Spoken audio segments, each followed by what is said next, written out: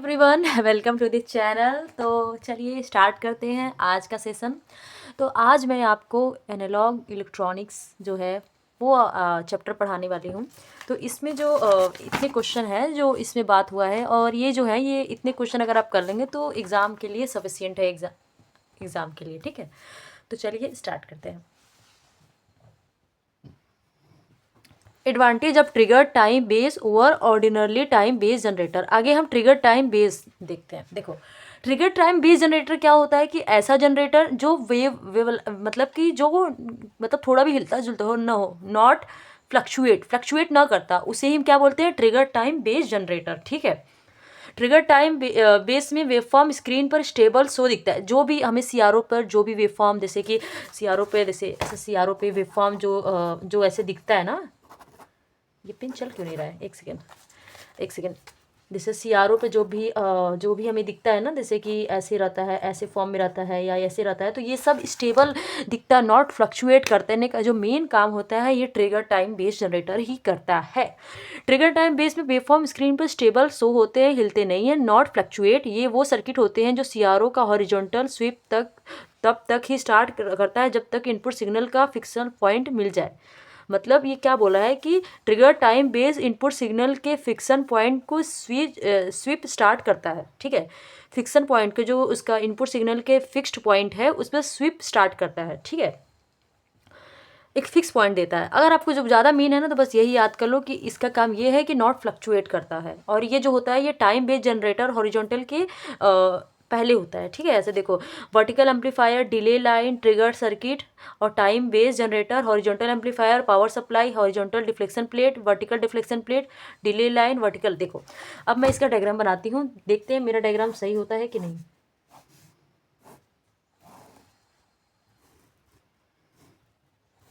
ठीक है,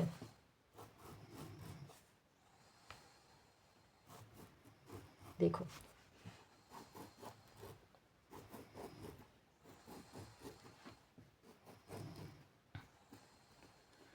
ये हो गया।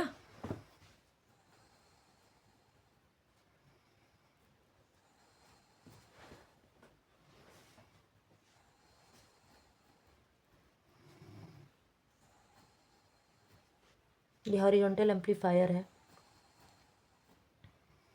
ये ट्रिगर टाइम है, ट्रिगर सर्किट। ठीक है, ठीक है, ये ट्रिगर सर्किट है, ये टाइम बेस्ड जनरेटर है।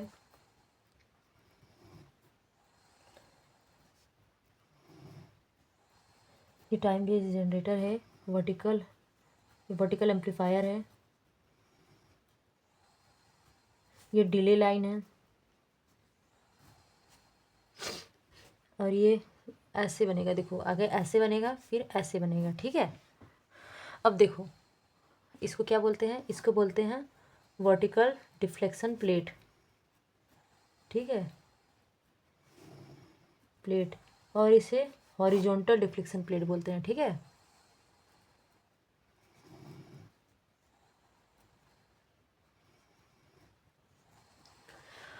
ये हो गया लुमिनार स्पॉट। और ये क्या है? देखो, अभी देखो, ऐसे ऐसे ऐसे ऐसे ऐसे, इसको क्या बोलते हैं? लुमिनार स्पॉट। ठीक है, उसके बाद देखो, ऐसे करो, ऐसे आओ। ठीक है, ये आता है, फिर ऐसे ये दो आता है, और यहाँ पे एक एक ये है। ठीक है, और देखो, इसके थ्रू यहाँ ऐसे आता है, इसके थ्रू यहाँ ऐसे आ जाएगा, और एक इधर से आएगा और एक इधर से आएगा, दोनों साइड से कवर होगा ना। और देखो, ये वर्टिकल में क्या होता है, और ये तो हो गया, इसका हो जाएगा, वर्टिकल का हो जाएगा। अभी देखो हॉरिजॉन्टल का कैसे आता है, एक ऐसे आएगा और एक ऐसे आएगा। ठीक है, ये वर्टिकल का इधर से कनेक्ट हो गया, ये हॉरिजॉन्टल का कनेक्ट हो गया। और ये क्या बोलते हैं? इसको बोलते हैं इलेक्ट्रॉन गन। ठीक है, हो गया, आपका कंप्लीट हो गया। ठीक है, ये पावर सप्लाई है। तो ये डायग्राम आपको एग्जाम में याद होना चाहिए। देखो, vertical amplifier, delay line, triggered circuit, time based generator. ठीक है, तो चलिए, ये आपका ये डायग्राम हो गया। उसके बाद हम लोग बात करते हैं स्विप जनरेटर ओनली तब स्टार्ट होता है। स्विप जनरेटर तब स्टार्ट होता है जब ट्रिगर सिग्नल देता है। स्विप जनरेटर जो होता है स्विफ्ट जो जनरली जो होता है, स्विफ्ट जो जनरली तब स्टार्ट होता है जब ट्रिगर सिग्नल देते हैं। ट्रिगर सिग्नल के थ्रू ही जो स्विप होता है वो स्टार्ट होता है। Working signal, trigger, sweep, stable, waveform. सबसे पहले सिग्नल देंगे, ट्रिगर में जाएगा, ट्रिगर जो स्विप करेगा उसके बाद स्टेबल वेवफॉर्म देगा। यही बस याद कर लो, signal, trigger, sweep, waveform. Signal जो वेवफॉर्म शो करता है वो सीआरओ में सेंट होता है। ट्रिगर सिग्नल का एक फिक्स पॉइंट देता है, मतलब जीरो या पीक। स्विप ट्रिगर मिलते ही सीआरओ को स्विप स्टार्ट होता है। Stable waveform easy time sweep same point से स्टार्ट होता है, दैट्स वाई वेवफॉर्म मिलता है। एक्यूरेसी मेजरमेंट कम्प्लेक्स सिग्नल को भी इजीली ऑब्जर्व किया जा सकता है। स्टेबल वेवफॉर्म, क्लियर वेवफॉर्म, ठीक है। और ये वाला जो है थोड़ा आपको याद करना पड़ेगा। देखो इसमें मैंने क्या बनाया है ना, ऐसे बनाया है, फिर उसके बाद ऐसे ऐसे ऐसे ऐसे ऐसे ये है, ठीक है। और यहाँ पे ऐसे है, और यहाँ पे जो ये है ऐसे है, फिर ऐसे है, फिर ऐसे है, फिर ऐसे है, ऐसे है, फिर अब क्या है कि ऐसे ऐसे कर लिया गया, ठीक है। समझ में आया? अगर आप नहीं भी बनाते हैं ना तो कोई दिक्कत नहीं, ठीक है। Ordinarily time base generator sweep continuously होता है। इनपुट सिग्नल से जो रिलेशन नहीं है। Ordinarily continuously sweep. Unstable waveform, unstable waveform हिलता रहता है। तो इसमें जो फ्लिक्सिंग होता है, less accuracy, complex signal observe नहीं हो सकता। तो ये सब इसके हैं, ठीक है। अब दूसरा क्वेश्चन है स्टोरेज सीआरओ और उसके एप्लीकेशन। स्टोरेज सीआरओ क्या होता है? Principle cathode ray oscilloscope.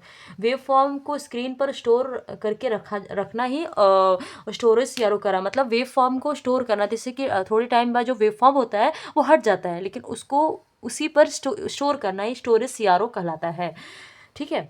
Signal remove के बाद भी वेवफॉर्म शो करता है। CRO storage waveform for long time on signal, मतलब सीआरओ स्टोरेज जो होता है वेवफॉर्म पर लॉन्ग टाइम, लंबे समय तक जो वेवफॉर्म हमें देख सकता है उसी को बोलते हैं। वेवफॉर्म को स्टोर करता है। Signal short non repetitively signal analysing easily होता है। Single S T D I D इसका एप्लीकेशन है, मतलब सिंगल शॉर्ट सिंगल शो। जो सिग्नल एक बार आता है उसको स्क्रीन पर स्टॉप कर सकते हैं, मतलब जो सिग्नल एक बार आ रहा है उसको स्टॉप कर देगा, तो स्टॉप कर देगा तो वो सेफ हो जाएगा। ये स्टॉप हो गया, अब इसके आगे नहीं बढ़ेगा तो वो वहीं पर रह जाता है, तो स्टेबल होता है ना सिंगल स्टोरेज सीआरओ।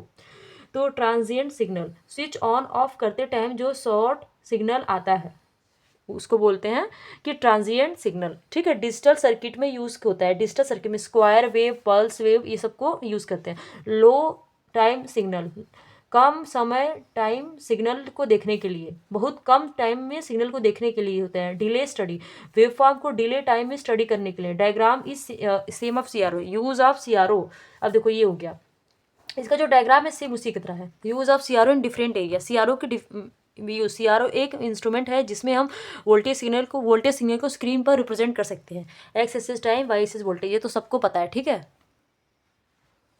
ठीक है, ये तो सबको पता है।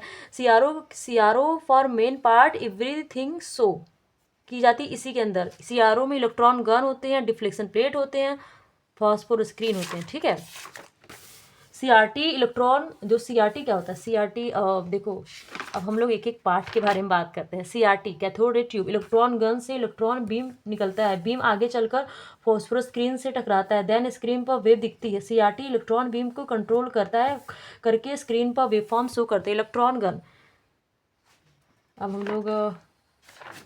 हम लोग इलेक्ट्रॉन गन के बारे में बात करते हैं। इलेक्ट्रॉन गन जो आपने साइड में देखा था, जो यहाँ पे ये था, इसको इलेक्ट्रॉन गन कहते हैं। देखो इलेक्ट्रॉन बनाने की फैक्ट्री इलेक्ट्रॉन गन कहलाती है। इलेक्ट्रॉन पैदा करना, इलेक्ट्रॉन को फास्ट करता है, इलेक्ट्रॉन को थिन लाइन में करता है। वर्टिकल एम्पलीफायर ये है, ठीक है। इनपुट सिग्नल सबसे पहले यही आता है, जो भी इनपुट सिग्नल होता है ये सबसे पहले यही आता है, ये इनपुट सिग्नल है ना। और ये डिले लाइन, इनपुट सिग्नल सबसे वर्टिकल एम्पलीफायर, इनपुट सिग्नल सबसे पहले यही आता है। यह वीक सिग्नल को एम्पलीफाई करता है, मतलब जो वीक सिग्नल होती है उसको, एम्पलीफायर का मतलब ये होता है बड़ा करना, उसको स्ट्रॉन्ग करना, एम्पलीफाई करता है। तो जो वीक सिग्नल होती है, जो इनपुट से आ रही होती है, उसको स्ट्रॉन्ग करता है, ठीक है। इलेक्ट्रॉन को ऊपर नीचे, वर्टिकल डिफ्लेक्शन प्लेट ये है, इसका काम क्या होता है? इलेक्ट्रॉन को ऊपर नीचे करता है, मूव कराता है। सिंगल हाई है तो वेव ऊपर जाएगा, सिंगल लो है तो वेव नीचे आएगा, ठीक है। इसी को हम लोग कहते हैं वर्टिकल डिफ्लेक्शन प्लेट। तो आपका समझ में आया वर्टिकल डिफ्लेक्शन प्लेट क्या है, मतलब कि जो बोल सकते हो कि ऐसे ऐसे ऊपर नीचे ऊपर नीचे ऊपर नीचे, तो यही है इलेक्ट्रॉन को ऊपर नीचे मूव कराता है। ठीक है। डिले लाइन क्या होती है, डिले लाइन सीआरओ के वर्टिकल सेक्शन में यूज़ की जाती है, सीआरओ के वर्टिकल सेक्शन में यूज़ किया जाता है ताकि वर्टिकल सिग्नल को थोड़े टाइम के लिए डिले किया जा सके, मतलब वर्टिकल सेक्शन को थोड़े टाइम के लिए डिले किया सकता है, हॉरिजॉन्टल स्वीप पहले स्टार्ट हो सके, एंड वेव फॉर्म को स्टार्टिंग, मतलब इससे क्या होता है कि वेव फॉर्म को जो स्टार्टिंग पोजीशन से स्टार्टिंग पोर्शन स्क्रीन पर क्लियरली शो हो, मतलब जो उसका जो ये जो वेव फॉर्म होता है इसका जो स्टार्टिंग होता है वो अच्छे से दिखे, उसी को हम लोग कहते हैं। And wave form starting position screen पर क्लियरली शो हो। डिले लाइन सीआरओ के डिस्प्ले के को स्टेबल और स्टेबल कंप्लीट एंड एक्यूरेट बनाती है। एक बार फिर से पढ़ते हैं। डिले लाइन सीआरओ के वर्टिकल सेक्शन में यूज़ किया जाती है, किस में यूज़ की जाती है, इस वर्टिकल सेक्शन में यूज़ किया ताकि वर्टिकल सिग्नल को थोड़े टाइम के लिए डिले किया जा सके। इसमें हॉरिजॉन्टल स्वीप पहले से स्टार्ट हो जाती है, जिससे हॉरिजॉन्टल स्वीप जो होता है पहले से स्टार्ट हो जाती है, एंड वेवफॉर्म को स्टार्टिंग पोर्शन से दिखाया जाता है। डिले लाइन सीआरओ के डिस्प्ले को स्टेबल कंप्लीट और एक्यूरेट बनाती है, मतलब क्या होता है इससे, डिले लाइन से क्या होता है कि हमें जो डिले लाइन से हमें जो डिस्प्ले होता है हॉरिजॉन्टल पोजीशन, देखो डिले लाइन सीआरओ के डिस्प्ले को स्टेबल कंप्लीट एंड एक्यूरेट बनाती है। हॉरिजॉन्टल स्वीप को पहले स्टार्ट करता है ताकि वेवफॉर्म को स्टार्टिंग पोर्शन मिस न हो जाए। डिले लाइन के थ्रू सीआरओ का डिस्प्ले अधिक एक्यूरेट बनता है। वर्टिकल डिफ्लेक्शन प्लेट को डिले इसमें सिग्नल राइट टाइम पर सीआरटी पर पहुंच जाए। वाट्स प्रॉब्लम विदाउट, अगर डिले ना हो तो क्या दिक्कत आएगी, सिग्नल का स्टार्टिंग यील्ड शो नहीं होगा, वेवफॉर्म अधूरी दिखेगी, मेजरिंग में एरर आएगा। ठीक है, देखो ये pre amplifier main amplifier, pre और मे ये डिले लाइन, ठीक है, ट्रिगर पीक ऑफ, और ये स्वीप जनरेटर है। ठीक है, तो ये आपको समझ में आया होगा। देखो प्री है, मेन से डिले लाइन है, और उसके बाद देखो एक बार मैं आपको डायग्राम बना देती हूँ तो आपको याद हो जाएगा। ठीक है, देखो आगे ना आप लोग ऐसे बनाया करो ऐसे। अब देखो अब बना लोगे आप, ऐसे हो गया, ऐसे हो गया, ऐसे हो गया, ऐसे हो गया। ठीक है,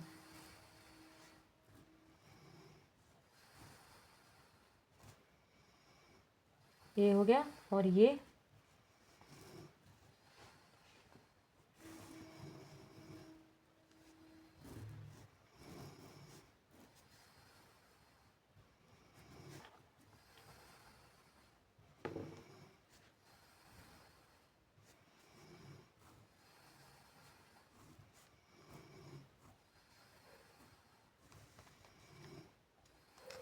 सॉरी ऐसे, और ये ऐसे। ठीक है, ये हो गया, ये हो गया इनपुट, ये प्री एम्पलीफायर है, और ये मेन एम्पलीफायर है, और ये डिले लाइन है, ये ट्रांजिस्टर है आपको दिख रहा है, और ये स्वीप जनरेटर है। ठीक है, time based generator, time based generator ये क्या होता है, टाइम बेस्ड जनरेटर उसमें था, इलेक्ट्रॉन को लेफ्ट साइड चलाता है। टाइम बेस्ड जनरेटर, देखो मैंने आपको बताया कि डिले लाइन क्या करता है, डिले लाइन जो होता है वर्टिकल एम्पलीफायर को डिले करता है और हॉरिजॉन्टल एम्पलीफायर को आगे करता है। क्यों करता है, क्योंकि इससे हमें जो वेवफॉर्म होता है स्टार्टिंग पोजीशन से हमें दिखेगा, अधूरा नहीं दिखेगा। और टाइम बेस्ड जनरेटर क्या करता है, इलेक्ट्रॉन को लेफ्ट साइड चलाता है, ये स्पेशल सिग्नल बनाता है जिसमें इलेक्ट्रॉन लेफ्ट साइड से राइट साइड जाता है, मतलब लेफ्ट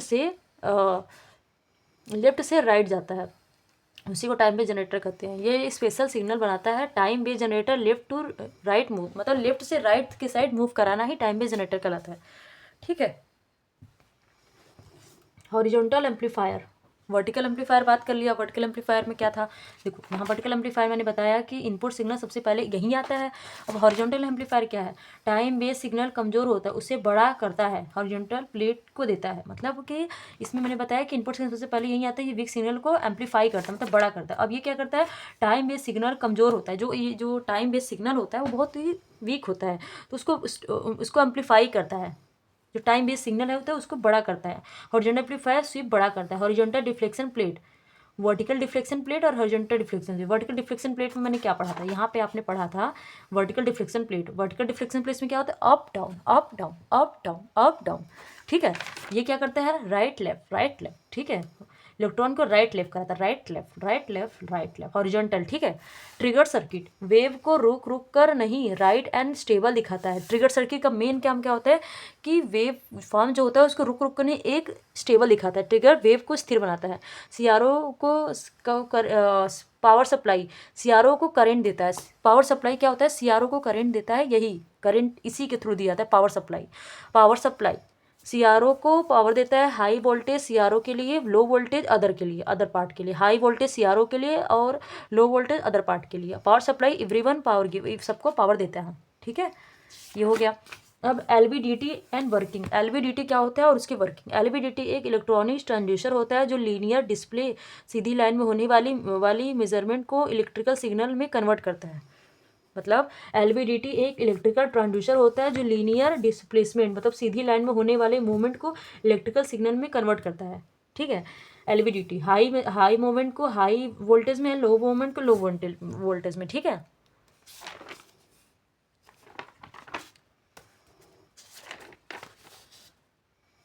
तो एलवीडीटी क्या करता है कि इलेक्ट्रिकल ट्रांसड्यूसर होता है जो लीनियर डिस्प्ले, मतलब कि जो लीनियर डिस्प्ले तो सीधी लाइन में होने वाले जो मूवमेंट को उसको इलेक्ट्रिकल सिग्नल में, जो मूवमेंट जो सीधी लाइन में होती है, देखो ये सीधी लाइन में, उसको ना इलेक्ट्रिकल सिग्नल में कन्वर्ट करता है, ठीक है। जो सीधी लाइन में होने वाली मूवमेंट है उसको इलेक्ट्रिकल सिग्नल में कन्वर्ट करता है, ठीक है।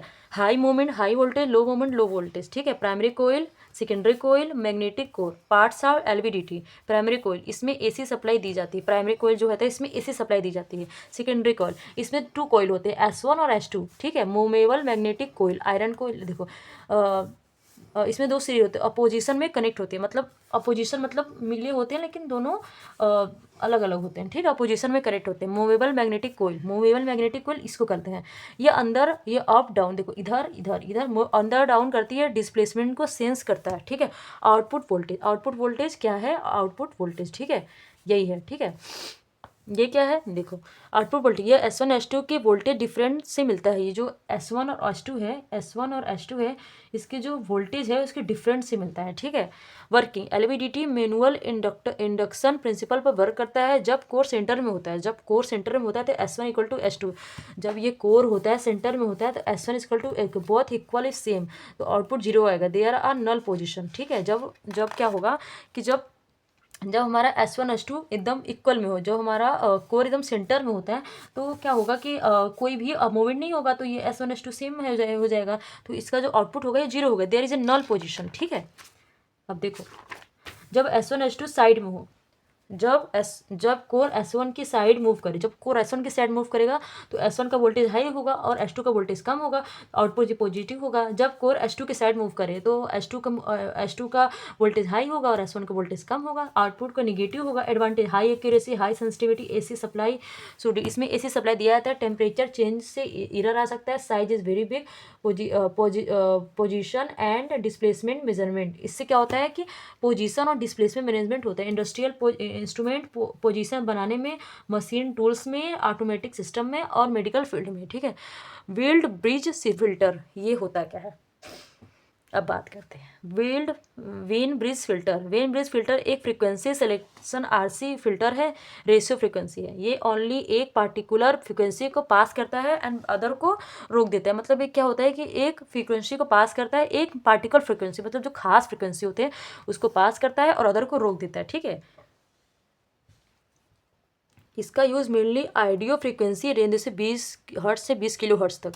ये फिल्टर आरसी नेटवर्क बेस्ड होता है। आरसी नेटवर्क में register plus capacitor, it's 2 arm, इसके 2 तरीके होते हैं, series RC arms, parallel RC arms. Working, जब दोनों आर्म्स बैलेंस में आ जाते हैं तब, जब दोनों आर्म्स जो बैलेंस में आ जाए तब स्पेसिफिक फ्रिक्वेंसी पर आउटपुट मैक्सिमम मिलता है, पास शिफ्ट 0 हो जाता है। दिस फ्रिक्वेंसी को हम सेंट्रल फ्रिक्वेंसी कहते हैं। देखो अब हम समझा रहे हैं, जब दोनों आर्म्स बैलेंस हो जाता है तब स्पेशल फ्रीक्वेंसी पर आउटपुट मैक्सिमम, मतलब किस पे मैक्सिमम 0 होता है, जब दोनों आर्म्स बैलेंस हो जाते हैं तो क्या होता है कि जब सीरीज और पैरेलल जब दोनों बराबर हो जाते हैं तो आउटपुट मैक्सिमम 0 हो जाता है, फेज डिफरेंस 0 हो जाता है। ये बैंड पास फिल्टर होते हैं, मतलब लो फ्रिक्वेंसी को रिजेक्ट करता है, हाई फ्रिक्वेंसी को रिजेक्ट करते हैं, ओनली एक फिक्स फ्रिक्वेंसी को पास करते हैं। F0 = 1/2π RC। सॉरी एप्लीकेशन, अश्वी, ठीक है, ऐसे याद करने का ट्रिक है। अश्वी audio frequency filter, audio range के सिग्नल को फिल्टर करता है, मतलब 20 हर्ट्ज से 20 किलोहर्ट्ज सिग्नल कोऑर्डिनेटिंग वीक और नॉइज सिग्नल को क्लियर करता है, यूजफुल सिग्नल को पास करता है, अनवांटेड को रिमूव करता है। हार्मोनिक डिस्टॉर्शन में क्या होगा, सिग्नल में कितना डिस्टॉर्शन है उसको चेक करता है, मतलब सिग्नल में जितना डिस्टॉर्शन उसको चेक करता है और उसको रिमूव करता है। मतलब हार्मोनिक का मतलब होता है सिग्नल को चेक करना और उस पर काम करना। वेन ब्रिज ऑसिलेटर, ठीक है, ये फिल्टर की ऑसिलेटर का बेस होता है, ये प्योर साइन वेव जनरेट करता है। ये क्या करता है कि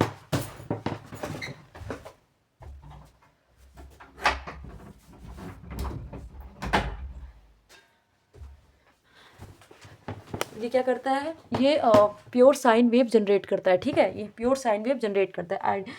वेन ब्रिज ऑसिलेटर, ये फिल्टर की ऑसिलेटर का बेस होता है, ये प्योर साइन वेव जनरेट करता है। इंस्ट्रूमेंटेशन सर्किट, मेजरिंग इंस्ट्रूमेंट में यूज़ किया जाता है, frequency meter, distortion analyser, signal analyser. Advantage, signal construction inductor की नीड नहीं है, good frequency, stable and low cost. Wave analyser क्या होता है, मान लो तुम्हारे पास एक सिग्नल है जो कम्प्लीटली साइन वेव नहीं है, यह सिग्नल के अंदर एक फ्रिक्वेंसी होती है, एक फ्रिक्वेंसी, उसके बाद कुछ एक्स्ट्रा फ्रिक्वेंसी होती है। तो वेव एनालाइजर का वर्क होता है इन सब फ्रिक्वेंसी को अलग अलग तोड़कर इन फ्रिक्वेंसी को तोड़कर हम फ्रिक्वेंसी को एम्पलीट्यूड एंड वेव मेज़र करते हैं। मतलब क्या होता है कि हम लोग जो भी साइन फ्रिक्वेंसी, जो हम सिग्नल के अंदर जो फ्रिक्वेंसी होता है उसके बाद भी कुछ एक्स्ट्रा फ्रिक्वेंसी होती है, तो उसे जैसे हार्मोनिक कहते हैं, तो उसको अलग अलग फ्रिक्वेंसी को अलग अलग तोड़कर, इन फ्रिक्वेंसी को अलग अलग तोड़कर एम्पलीट्यूड और वेव मेज़र करते हैं। वेव एनालाइजर सिग्नल के अंदर हाई फ्रिक्वेंसी को तोड़ना वाली मशीन, ठीक है, वेव एनालाइजर बोल सकते हो। वर्किंग, इस टाइम पर ओनली एक फ्रिक्वेंसी को सिलेक्ट करता है, बाकी सबको रिजेक्ट कर देता है, इसीलिए इसे ट्यून्ड फिल्टर का यूज़ करते हैं। इसमें किसका यूज़ करते हैं, ट्यून्ड फिल्टर का। इनपुट सिग्नल दिया जाता है, tune filter only one frequency को पास करता है, अदर फ्रिक्वेंसी को ब्लॉक कर देता है। डिटेक्टर उस फ्रिक्वेंसी को पकड़ लेता है, डिटेक्टर जो होता है उस फ्रिक्वेंसी को पकड़ लेता है, रेक्टिफायर उसे डीसी में चेंज करेगा, मीटर एम्पलीट्यूड शो करेगा। Types of wave analyser, harmonic wave analyser, audio frequency wave analyser, spectrum analyser, ठीक है। वेव एनालाइजर के टाइप से देखो, input signal, tuned filter, detector, rectifier, PMC meter. Harmonic distortion measurement, इसके application है audio amplifier testing, high frequency के लिए suitable नहीं है। Accurate harmonic analyser audio signal के लिए यूज़फुल है, ठीक है। अभी आपको यहाँ तक पढ़ना है तो अभी थोड़ा टाइम लगेगा, बट हो जाएगा, चिंता मत करिए। ट्रांसड्यूसर का काम ही होता है कि इलेक्ट्रिकल सिग्नल में कन्वर्ट करना। मतलब ट्रांसड्यूसर एक ऐसा डिवाइस होता है जो कि एक फॉर्म ऑफ एनर्जी, जैसे physical quantity, temperature, pressure, light को electrical signal, voltage, current, resistor में चेंज करना, ठीक है। जैसे माइक हो गया, साउंड को इलेक्ट्रिकल सिग्नल में चेंज करता है। थर्मोकपल, टेम्परेचर को वोल्टेज में चेंज करता है, टेम्परेचर को वोल्टेज में चेंज करता है, ठीक है। रियल वर्ल्ड में फिजिकल क्वांटिटी को हम डायरेक्टली मेजर नहीं कर सकते, ट्रांसड्यूसर उन्हें इलेक्ट्रिकल फॉर्म में कन्वर्ट करता है जिससे हम इजीली मेजर कर सकते हैं। Principle, energy conversion base, physical quantity convert electrical signal, physical quantity को easy measurement, temperature and environment of effect, calibration की नीड नहीं होती है। Temperature, transducer, pressure, biomedical instrument, automatic and robotic में इसका use. Classification, power requirement, active transducer, passive transducer. Power class में power requirement में क्या होगा, एक्सटर्नल पावर इसमें नहीं चाहिए होता है, जैसे थर्मोकपल, पीजो, इसमें एक्सटर्नल पावर चाहिए होता है, जैसे stress, gauge, LVDT. Output signal, analogue transducer, digital transducer. Continue output आता है आरटीडी, थर्मिस्टर। डिजिटल ट्रांसड्यूसर में क्या होता है, 0 और 1 आउटपुट होता है। Encode, strain gauge, R1, R2, R3। और इसमें क्या होता है कि अब स्ट्रेन गॉज ये आपका ख़त्म हो गया, अब हम लोग स्ट्रेन गॉज के बारे में बात करते हैं, ठीक है। एक सेकंड, देखो, स्ट्रेन गॉज एक ट्रांसड्यूसर होता है जो मैकेनिकल स्ट्रेन को इलेक्ट्रिकल सिग्नल में कन्वर्ट करता है। फिजिकल क्वांटिटी में कुछ भी, जैसे मैकेनिकल आ गया तो उसको इलेक्ट्रिकल में कन्वर्ट करेगा। जब किसी ऑब्जेक्ट का फोर्स, लोड या प्रेशर, वेट जब लगता है तो उसमें शेप और लाइट लेंथ थोड़ी चेंज हो जाती है, इसी चेंज को हम स्ट्रेन गॉज कहते हैं। मतलब अगर कोई जैसे कि जैसे कि जैसे कोई सामान हो गया, ठीक है, और इसमें जैसे फोर्स लग गया, ऐसे ऐसे कर दिए, तो इसमें क्या होगा कि इसका जो फोर्स है, जो या जिसको इसका जो क्वालिटी है, ये चेंज हो जाएगा। किसकी वजह से? हमने वेट लगा दिया या हमने लोड लगा दिया, हमने प्रेशर लगा दिया ना ऐसे, तो उसमें क्या होगा? चेंज हो जाएगा। तो उसकी शेप और लेंथ थोड़ी चेंज हो जाती है। इसी चेंज को हम स्ट्रेन गॉज कहते हैं, ठीक है। स्ट्रेन गॉज रजिस्टर चेंज पर बेस होता है, रजिस्टेंस चेंज पर। R equal to rho L upon A, ठीक है। जब जब रबर को जब रबड़ को जब रबड़ को हम खींचेंगे तो वो लंबा हो जाता है, तो ये टेंशन होता है। और जब हम दबाएंगे तो वो छोटा हो जाता है, ये कंप्रेशन होता है। जब टेंशन होगा, जब बोल सकते हो कि जब छोटा होगा तो एरिया कम होगा, तो रजिस्टर ज़्यादा होगा और लेंथ बढ़ेगा, ठीक है। जब हम लोग इसको खींचेंगे, जब हम लोग खींचेंगे तो वो क्या हो जाएगा? एरिया कम हो जाएगा, और क्या बोलते हैं कि रेजिस्टेंस ज़्यादा होगा और लेंथ भी ज़्यादा होगा। एरिया इसी को कहते हैं ना। तो हम लोग अगर खींचेंगे तो ये एरिया कम होगा ना, ये इतना था और हम इसको खींच दिए तो ये और पतला हो गया ना। तो ये कंप्रेशन के एरिया ज़्यादा, लेंथ कम, रजिस्टर ज़्यादा होता है। वर्किंग स्ट्रेन गॉज का रजिस्टेंस बहुत छोटा होता है, डायरेक्टली मेजर करना डिफिकल्ट होता है। That's why wheat stone bridge use करते हैं, इसीलिए इसमें व्हीट स्टोन ब्रिज यूज़ करते हैं। Wheatstone bridge register change को वोल्टेज चेंज में कन्वर्ट करता है। वो रजिस्टेंस यूज़ करते हैं Wheatstone bridge R1 R2 R3 strain gauge. जब स्ट्रेन नहीं होता तो ब्रिज बैलेंस हो जाता है। जब स्ट्रेन होता है तो ब्रिज अनबैलेंस हो जाता है, आउटपुट में वोल्टेज मिलता है। Pressure sensor, mechanical energy to electrical energy, torque measurement, ठीक है। अब फोटो इलेक्ट्रिक ट्रांसड्यूसर क्या होता है? एक ऐसा डिवाइस होता है जो रेडियो एटिव लाइट जो लाइट को इलेक्ट्रिकल सिग्नल में कन्वर्ट करता है, ठीक है। देखो ये क्या है? रेडिएशन है, और ये क्या है? आउटपुट है, ठीक है। और ये सेमीकंडक्टर है, ठीक है। बस ये समझ लो। फोटो डायोड, LRD, ये सब है, ठीक है। पीजो इलेक्ट्रिक ट्रांसड्यूसर एक ऐसा डिवाइस होता है जो मैकेनिकल एनर्जी को इलेक्ट्रिकल एनर्जी में कन्वर्ट करता है, मैकेनिकल एनर्जी को इलेक्ट्रिकल में कन्वर्ट करता है। जब कुछ स्पेशल क्रिस्टल जैसे क्वार्ट्ज, रोकेल सॉल्ट, टर्मोलाइन, जब इनको या बोल दो क्रिस्टल ही, ठीक है, पर फोर्स, प्रेशर, स्ट्रेस लगाया जाता है तो इनके सरफेस पर इलेक्ट्रिकल चेंज डेवलप हो जाता है। इसे प्यूनोमेटिक या को पीजो इलेक्ट्रिक ट्रांसड्यूसर कहते हैं। मतलब जब हम फोर्स, प्रेशर या स्ट्रेस लगाते हैं तो इनके सरफेस पर जो स्पेशल क्रिस्टल है उन पर इलेक्ट्रिकल चार्ज डेवलप हो जाता है। जब पीजो इलेक्ट्रिक क्रिस्टल पर कंप्रेस फोर्स और टेंशन फोर्स, ठीक है, लगाया जाता है तो इनको दोनों साइड पर वर्किंग जब पीजो इलेक्ट्रिक क्रिस्टल पर कंप्रेशन फोर्स या टेंशन फोर्स लगाया जाता है, दोनों साइड पर इक्वल और अपोजिट चार्ज डेवलप होते हैं। आउटपुट के वोल्टेज जनरेट होता है। More force equal to more voltage, low force equal to low voltage. Static measure के लिए सूटेबल है, डायनेमिक मेजरमेंट के लिए सूटेबल है, हाई इम्पीडेंस के लिए सर्किट चाहिए, vibration measurement, acceleration measurement, ultrasonic transducer और sonar transducer, top electric, piezo electric और बॉटम इलेक्ट्रोड, ठीक है। तो ये हो गया इसका। अब क्यू मीटर के बारे में बात करने वाले हैं। देखो ये क्यू मीटर में बस ये याद कर लो कि क्वांटिटी मीटर एक ऐसा डिवाइस जो किसी सर्किट की क्वालिटी फैक्टर को मेजर करने के लिए बनाया गया है। देखो इसमें रजिस्टर, इसमें लोड और यहाँ पे कैपेसिटर का यूज़ कर लिया गया है। कहीं भी कुछ भी यूज़ कर लो, कोई दिक्कत नहीं होती, ठीक है। क्यू मीटर एक ऐसा इंस्ट्रूमेंट होता है जो मेज़र करता है इंडक्टर, कैपेसिटर और क्यू फैक्टर। ये मेनली हाई फ्रिक्वेंसी के लिए यूज़ किया जाता है। क्यू फैक्टर सर्किट में इफिशियंसी बताता है। हाई क्यू मीटर तो लो कॉस्ट और लो क्यू मीटर तो हाई कॉस्ट, ठीक है। Q equal to energy store upon energy loss. ये सीरीज रिस्पॉन्स प्रिंसिपल पर वर्क करता है। ये सीरीज रिस्पॉन्स प्रिंसिपल पर वर्क करता है। आरएलसी सर्किट रिजोनेंस पर inductor reactance, capacitor reactance, XL upon XC, XL equal to XC. Current maximum होता है रिजोनेंस से ही क्यू फैक्टर होता है, एक्यूरेट रिजल्ट देता है। हाई रिसोर्स पर एरर होता है, ओनली आरएफ मेजरमेंट के लिए होता है। Application RF coil testing, tune circuit testing, communication requirement. RF wireless communication के लिए यूज़ की जाती है। रेडियो फ्रिक्वेंसी पे हाई इलेक्ट्रिकल सिग्नल देता है, ठीक है। अब बात करते हैं रैम्प डीवीएम। इसका जो डायग्राम होता है ये तो मिलिट्री आपको याद करना पड़ेगा। रैंगिंग एंड अल्टीन्यूएटर ऑफ, ये हो जाएगा clock oscillator, gate counter, read out, ठीक है। देखो अब हम लोग बात करते हैं रैम टाइप डीबीएम का फुल नेम होता है रैम टाइप डिजिटल वोल्टमीटर। एक ऐसा इंस्ट्रूमेंट होता है जो एनालॉग वोल्टेज को टाइम मेजरमेंट टेक्निक से डिजिटल फॉर्म में कन्वर्ट करता है। मतलब ये वोल्टेज जो होता है वोल्टेज के थ्रू जैसे कि वोल्टेज को डायरेक्टली मेजर नहीं कर सकता, पहले कन्वर्ट करता है टाइम में, फिर उस टाइम को डिजिटल फॉर्म में सोर्स करता है।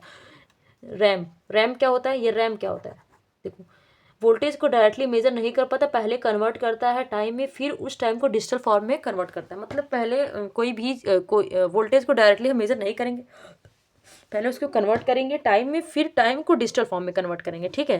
रैम क्या होता है, एक ऐसा वोल्टेज जो स्लोली कॉन्टिन्यूसली हाई होता है, जैसे कि 0 वोल्ट से 1 वोल्ट, 2 वोल्ट, फिर 3 volt, 4 volt. Principle of RAM DBM, अगर रैम वोल्टेज कांस्टेंट स्पीड से बढ़ रही है तो किसी अननोन वोल्टेज तक पहुंचने में जो टाइम लगता है वही वही वही उस वोल्टेज के प्रोपोर्शनल होता है। Example time proportional to voltage. Work input voltage ranging and attenuator से ही अननोन वोल्टेज इंटर करता है। इनपुट कंपैरेटर का वर्क होता है कंपेयर करना रैंप वोल्टेज इनपुट वोल्टेज, जैसे ही बोथ आर इक्वल होते हैं देन सिग्नल सेंड कर जाता है। रैम जनरेटर, ये रैम इंक्रीज करता है तो स्लोली जैसे 0 वोल्ट गेट ये डिसाइड करता है कि काउंटर कब चलेगा और कब स्टॉप होगा।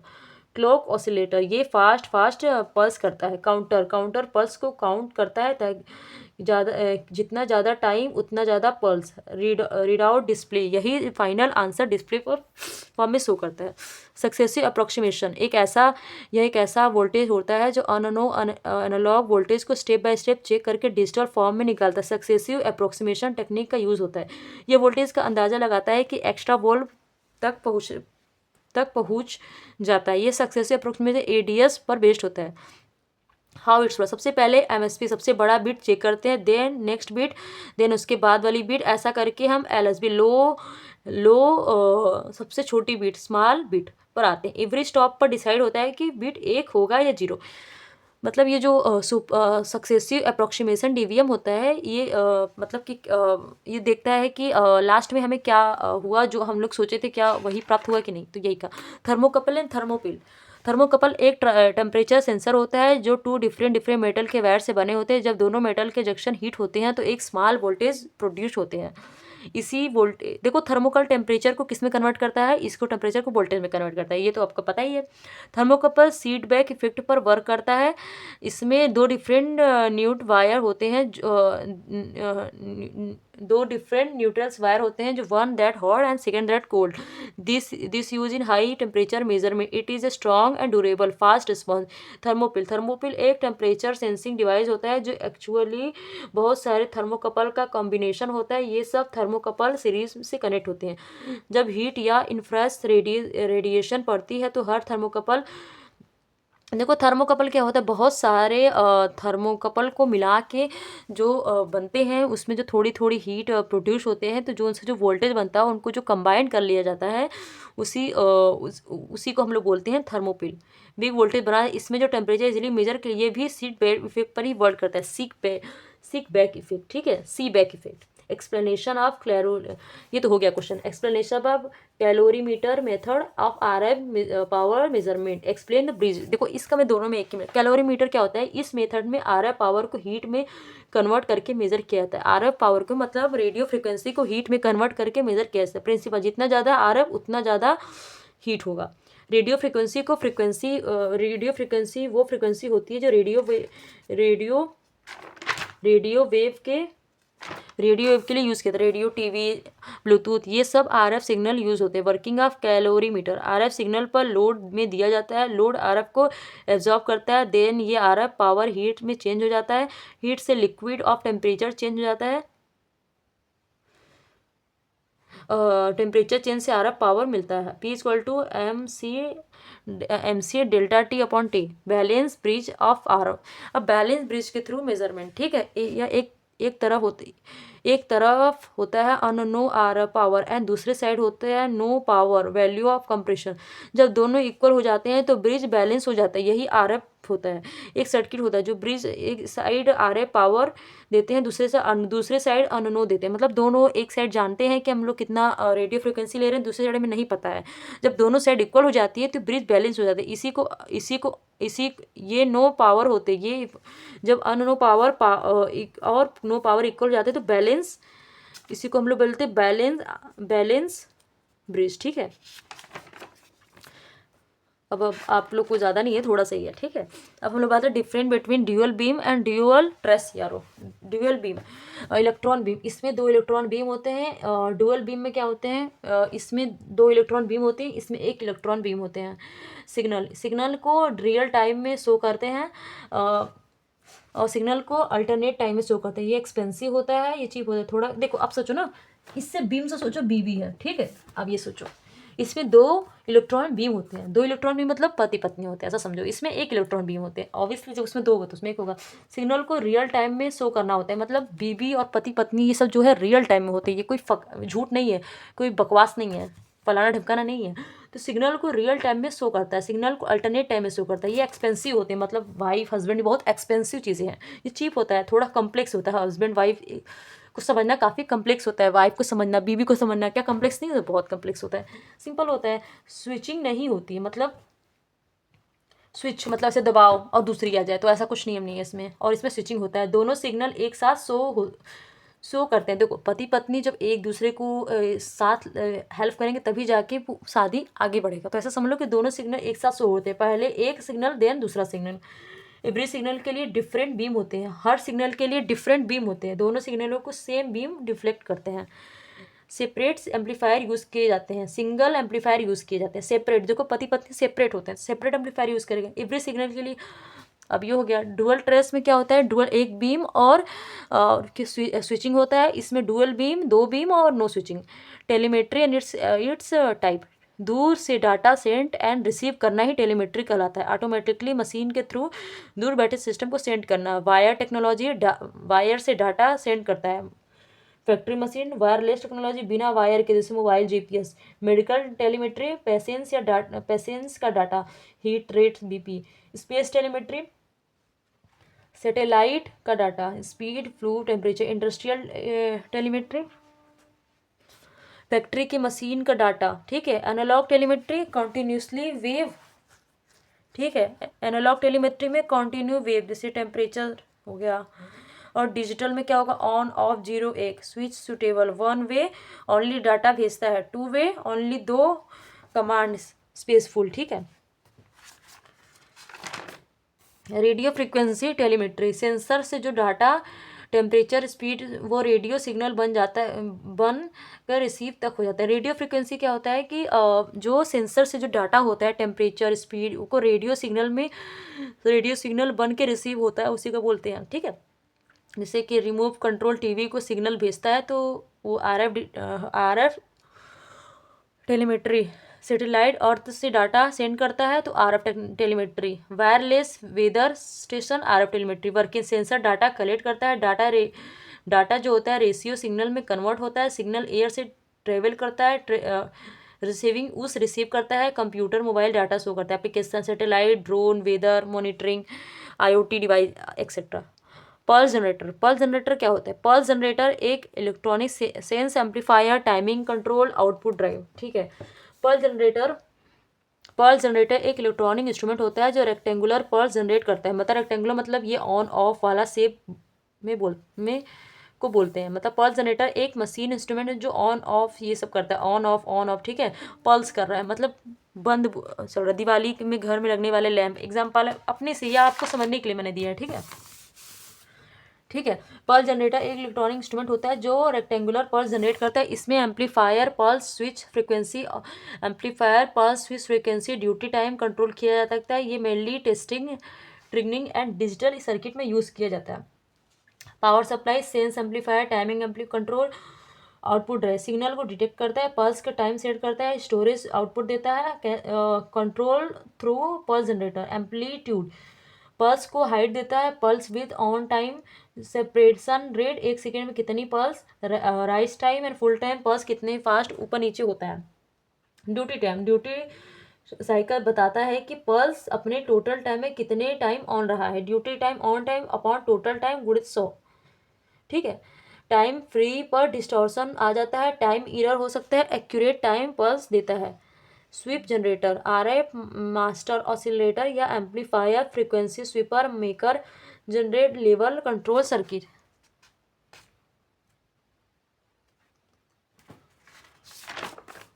स्वीप जनरेटर एक इलेक्ट्रॉनिक डिवाइस होता है जिसमें फ्रीक्वेंसी ऑटोमेटिकली धीरे धीरे चेंज होती रहती है। ये mainly testing and frequency response show करने के लिए यूज़ किया जाता है। ठीक है, स्वीप जनरेटर साइनसोइडल सिग्नल देता है, ये साइनसोइडल आउटपुट वोल्टेज देता है। इसमें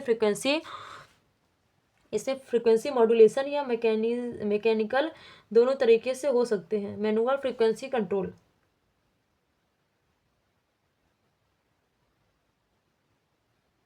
स्टार्टिंग फ्रीक्वेंसी सेट करता है। फ्रीक्वेंसी स्वीपर फ्रीक्वेंसी को स्लोली चेंज करता है। आरएफ ऑसिलेटर सिग्नल को स्ट्रॉन्ग करता है। एम्पलीफायर सिग्नल को स्ट्रॉन्ग बनाता है। आउटपुट एटेन्यूएशन आउटपुट सिग्नल को हाई लो करता है। आरएफ आउटपुट ये फाइनल आउटपुट देता है जो टेस्टिंग के लिए यूज़ किया जाता है। लेवल कंट्रोल सर्किट सिग्नल को स्टेबल एंड कंट्रोल रखता है। स्विप वोल्टेज टू सीआरओ पर वेवफॉर्म सही से दिख रहा है, इसका हेल्प करता है। फास्ट टेस्टिंग होता है, बहुत सारी फ्रीक्वेंसी टेस्ट हो सकती हैं, कंपोनेंट को इजीली चेक कर सकता है। लो फ्रीक्वेंसी पर एक्यूरेट रिस्पांस नहीं देती। इलेक्ट्रॉन सर्किट को टेस्ट करने में, फ्रीक्वेंसी रिस्पांस करने में, हार्मोनिक डिफेक्शन में। ठीक है, ये लास्ट है। Standard signal generator, RF oscillator, wide band amplifier, output attenuator, external oscillator, modulation oscillator. SSG एक टेस्टिंग इंस्ट्रूमेंट होता है जो नो फ्रीक्वेंसी और no amplifier and no waveform को इलेक्ट्रिकल सिग्नल में कन्वर्ट करते हैं। Accurate and stable frequency control amplifier, continue waveform, low distortion output. SSG एक स्टेबल ऑसिलेटर यूज किया जाता है जो फिक्स एंड वेरिएबल फ्रीक्वेंसी को सिग्नल को जनरेट करता है, फिर सिग्नल को एम्पलीफाई स्ट्रॉन्ग बनाता है। एटेन्यूएटर से एम्पलीट्यूड कंट्रोल करता है। Oscillator amplifier attenuation output. Stable oscillator use होते हैं amplifier testing, CRO calibration, high frequency पर डिस्टॉर्शन आ जाता है रिलेवर आउटपुट के लिए। ठीक है, फिलहाल this video please like subscribe my channel. Thank you so much watching video. Radhe Radhe.